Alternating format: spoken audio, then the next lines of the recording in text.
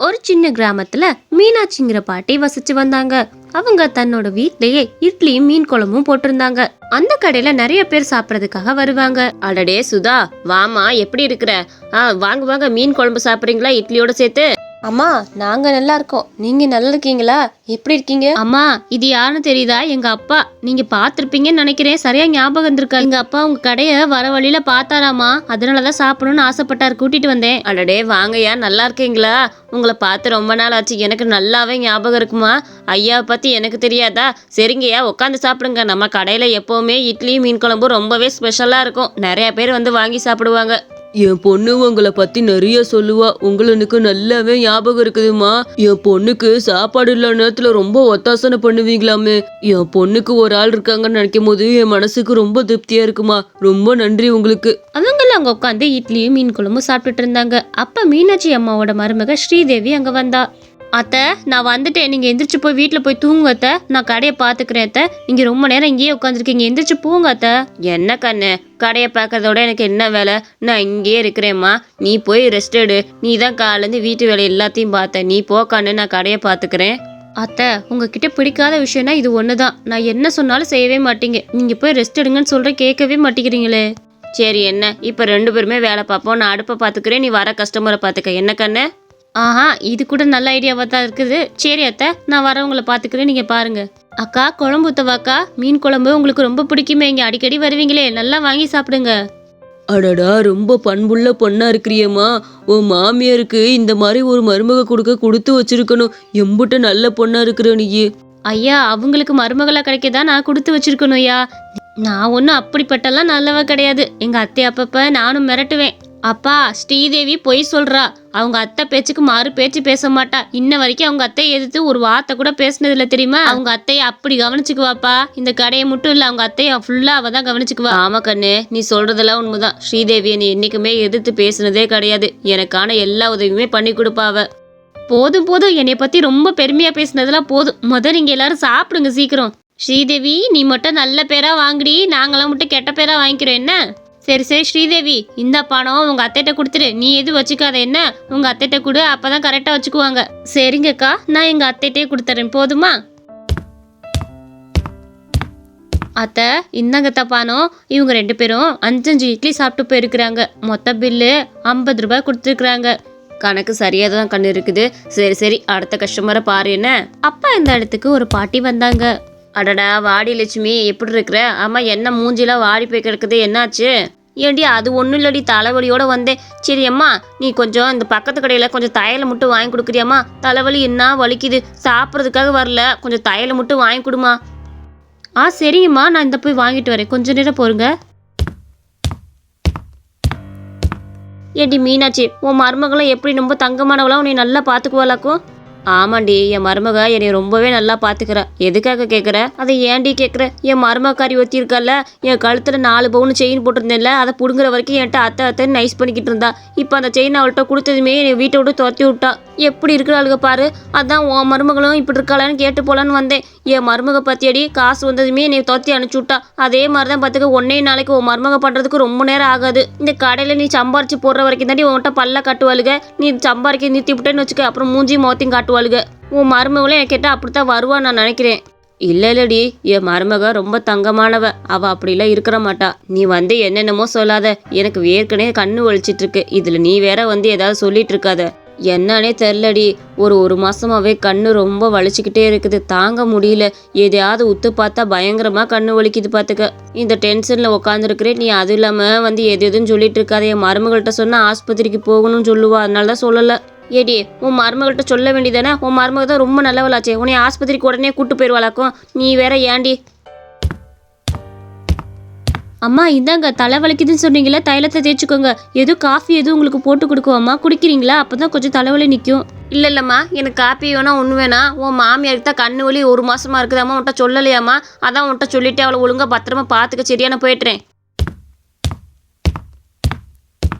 இல்லை கண்ணு, அவள் ஏதோ வாய்க்கு வந்ததை சொல்லிட்டு போகிறா. எனக்கு கண்ணெல்லாம் நல்லா தான் இருக்குது பார்த்தியா? நான் நல்லா தானே பார்த்துட்டு இருக்கேன், எனக்கு எந்த பிரச்சனையும் இல்லைம்மா. அத்தை என்னத்த அது என்கிட்ட சொல்லியிருக்க வேண்டியதானே? சொல்லியிருந்தா அப்பயே ஆஸ்பத்திரியில போய் பார்த்துருக்கலாம்ல. 1 மாசமா அந்த கண்ணு வலியோடய நீங்க அழிஞ்சிட்டு இருந்திருக்கீங்க. என்னத்த இது இப்படி சொல்லாம விட்டா என்ன அர்த்தம்? நீங்க கிளம்புங்க, நம்ம இன்னைக்கு இப்பவே ஆஸ்பத்திரிக்கு போறோம். வேணாமா, அங்கே போனால் 500 1000ன்னு செலவழிச்சிட்டு வரணும். நம்மளால முடியாது, நம்மளே ஏற்கனவே நிறைய கஷ்டத்தில் இருக்கிறோம் கண்ணு. நம்மளால 500 1000லாம் இப்போதைக்கு செலவழிக்க முடியாதுமா. நம்ம 100 200 சம்பாதிக்கிறதுக்கே ரொம்ப கஷ்டப்பட்டுட்டு இருக்கிறோம். நம்மளோட கடை வருமானமே ஒரு நாளைக்கு 200 தான் கிடைக்கிது.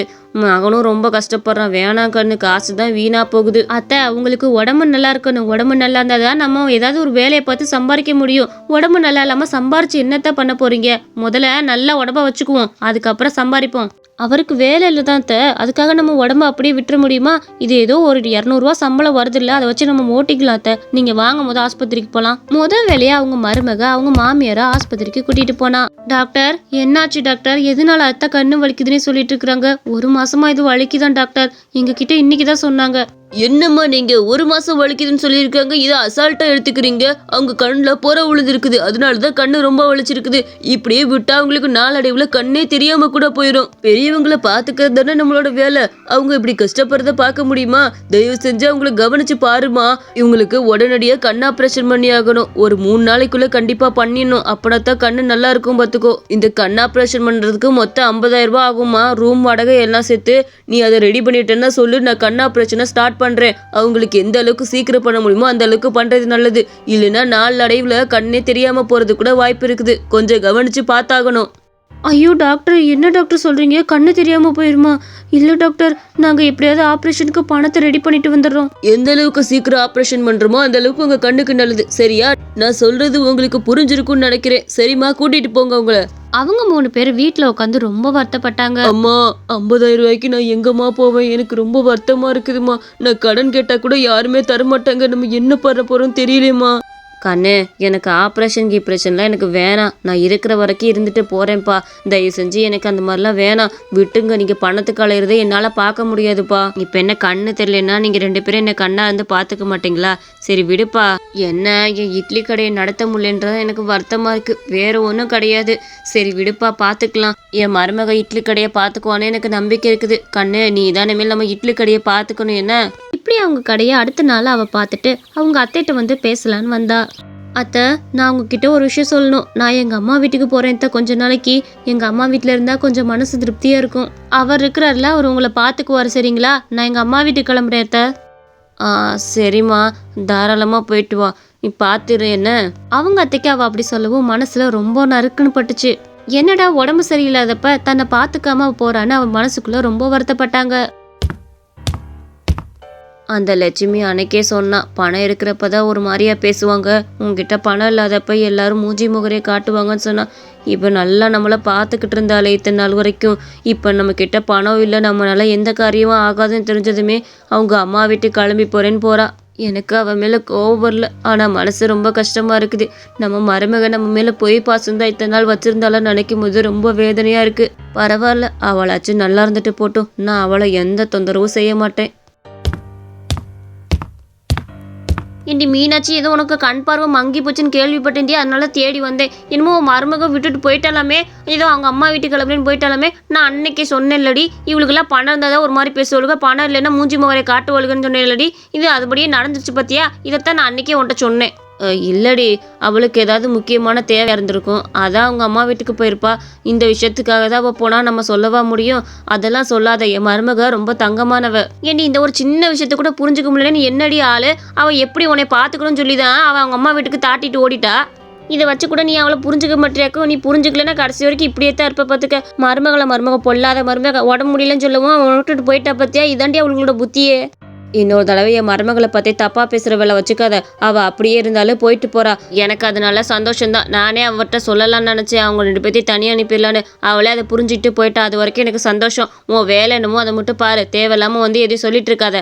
என்னதான் அவங்க மருமக விட்டுட்டு போனாலுமே அந்த அம்மா கொஞ்சம் கூட அவங்க மேலே பாசம் மாறாமல் அவங்கள விட்டு கொடுக்காம பேசினாங்க. இப்படியே 2 நாள் போச்சு. 2 நாளுக்கு அப்புறம் அவங்க மருமக திரும்பவும் ஊர்லேருந்து வந்தா. அத்தை, உடம்பு எப்படி அத்தை இருக்குது? உங்களை பார்க்கணும் தான் வேக வேகமாக ஓடி வந்தேன். அதெல்லாம் இருக்கட்டும்மா, நான் ஒரு விஷயம் சொல்லுவேன், தயவு செஞ்சு அதை மறுப்பு தெரிவிக்காம நீங்கள் 2 பேரும் பண்ணணும். நீங்கள் 2 பேரும் தண்ணி கொடுத்துன்னு போயிருங்களே. அத்தை எதுக்கு அத்தை இப்போ தண்ணி கொடுத்துன்னு போக சொல்றீங்க? உங்களுக்கு எங்கனால ஏதாவது பிரச்சனை இருந்தா சொல்லுங்க, நாங்களே போய்க்கிறோம். அதை விட்டுட்டு என்ன பிரச்சனைன்னு சொல்லாம நீங்க தண்ணி கொடுத்துன்னு போன்னு சொன்னா நாங்களும் அப்படி போக முடியாது. இல்லம்மா, எனக்கு நல்லாவே தெரிஞ்சு போச்சு. என் கண்ணு இந்த மாதிரி ஆனனால என்னால இனிமேல் எந்த காரியமும் உனக்கு ஆகாது, எந்த பணமும் என்னால உனக்கு சம்பாரிச்சு தர முடியாது. அதனாலதான் நீ உங்க அம்மா வீட்டுக்கு போறேன்னு போன. எனக்கு மனசு கேட்கல கண்ணா, தான் உண்மையவே சொல்லிட்டேன். நீ அப்படி போனது உண்மையிலே எனக்கு ரொம்ப வருத்தமா இருந்துச்சு. இதுக்கு மேல நம்ம சேர்ந்து வாழ்றது நல்லா இருக்காதுன்னு தோணுதுமா. நான் கண்ணு தெரியலனாலும் என்னோட வாழ்க்கையை பாத்துக்கிறேன். நீங்க 2 பேரும் அங்கிட்டு போய் சந்தோஷமா இருங்க, அது போதும் எனக்கு. நீ எப்பவுமே நல்லா இருக்கணும் தான் கண்ணு நான் நினைச்சிருக்கேன். அத்தை என்னத்தை இப்படி பேசிட்டு இருக்கீங்க? நான் எதுக்காக போனேன்னு உங்களுக்கு தெரியுமா முத? அம்மா, அவ எதுக்காக போனான்னு புரிஞ்சுக்க. அவ உனக்காக தாம்மா ஊருக்கே போயிட்டு வந்தா. அன்னைக்கு அவ என்ன சொன்னா தெரியுமா? என்னங்க, நான் ஊருக்கு போய் பத்திரம் இருக்குல்ல, அதை அடமானம் வச்சுட்டு வரேங்க. என்னோட பத்திரம் எங்க அம்மா வீட்டுல தான் இருக்குது. அதை அடமானம் வச்சு பணம் ரெடி பண்ணிட்டு வரேன். அப்பதான் அத்தைக்கு கொஞ்சம் ஆஸ்பத்திரி கூட்டிட்டு போக முடியும். எங்க அம்மாட்டே இதை நீ சொல்லலாம்லம்மா, ஏன் என்கிட்ட வந்து சொல்லிட்டு இருக்கிற? எங்க அம்மாட்டே சொல்லிட்டு போலாம்ல. என்னங்க, இந்த விஷயத்த பத்தி உங்க அம்மாட்ட சொன்னா கண்டிப்பா ஒத்துக்கவே மாட்டாங்க. நான் போறேன்னு மட்டும் சொல்லிட்டு போறேன், மத்தபடி எதுவுமே சொல்ல வேணாம். கண்ணு, அப்படியா? நான் கூட என்னமோ நினைச்சிட்டேம்மா கொஞ்ச நேரத்துல. ஏமா, அவ உன் மேல எவ்வளவு பாசம் வச்சிருக்கிறா, அவளை போய் இப்படி தப்பா நினைச்சிருக்கிற? அவ என்னைக்காவது ஒரு நாள் இப்படி உன்னை நினைச்சிருப்பாளா? உனக்காக தான் அவ பணத்தையே ரெடி பண்ண போனா, அததான் உன்கிட்ட சொல்ல வேணும்னு சொன்னா. இல்ல கண்ணு, நீ திடீர்னு அப்படி சொல்லவும் என் மனசுக்குள்ள அந்த மாதிரிதான் பட்டுச்சு. நீ எங்க எனக்கு கண்ணு தெரியாம போயிடும்ட்டு என்னை விட்டுட்டு போறியோன்னு நினைச்சேம்மா. என்னைய பாத்துக்கிறதுக்கு உனக்கு சிரமமா இருக்கும், அதனாலதான் நீ எதுவும் அப்படி சொல்லிட்டு போறியோன்னு நினைச்சிட்டேன். என்னை மன்னிச்சிரு கண்ணு. அத்தை, அவர் சொன்னாரு லட்சுமி பாட்டின்னு ஒருத்தவங்க வந்தாங்களாமே, அவங்க தான் இந்த மாதிரிலாம் சொல்லிட்டு இருந்தாங்கன்னு சொன்னாரு. தயவு செஞ்சு இந்த மாதிரி சொல்றவங்க பேச்செல்லாம் கேட்கவே கேட்காதீங்க அத்தை. அவங்க குடும்பம் நல்லா இல்லைன்னா நம்ம குடும்பமும் நல்லா இருக்கக்கூடாது, இந்த மாதிரி தான் வந்து ஏற்றி விடுவாங்க. இதெல்லாம் நீங்க காதலே போட்டுக்காதீங்க.